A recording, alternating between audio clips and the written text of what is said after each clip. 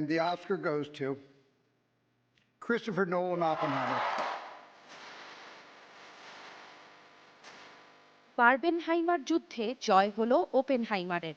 ১৩টি মনোনয়নের মধ্যে ৭টি বিজয়। ৯৬তম অস্কার আসর একেবারে নিজের করে নিয়েছে ক্রিস্টোফার নোলানের ওপেনহাইমার। এই সিনেমার জন্য প্রথমবারের মতো সেরা নির্মাতার অস্কার জিতেছেন ক্রিস্টোফার নোলান। সেরা অভিনেতা হিসেবে প্রথম অস্কার জিতেছেন কিলিয়ান মার্ফি। তিনিই প্রথম আইরিশ অভিনয়শিল্পী যিনি এ সম্মান অর্জন করলেন। আর জীবনের প্রথম অস্কারটি জিতেছেন রবার্ট ডাউনি জুনিয়রও, পার্শ্ব চরিত্রে অনবদ্য অভিনয়ের জন্য।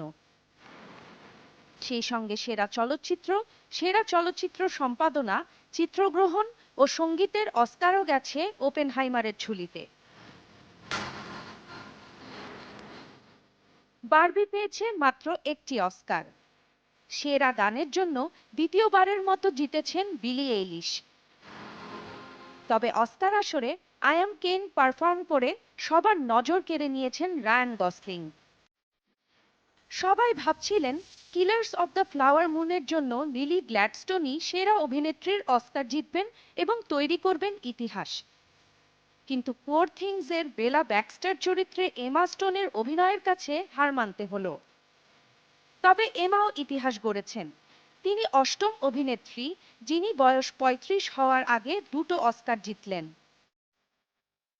অ্যাওয়ার্ড মৌসুম জুড়ে আলোচনায় থাকা অ্যানাটমি অফ আ ফল জিতে নিয়েছে সেরা চিত্রনাট্যের অস্কার।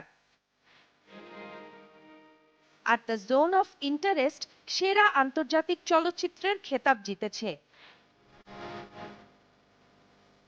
সেরা তথ্যচিত্রের অস্কার জয় করেছে 20 ডেইজ ইন মারিওপোল।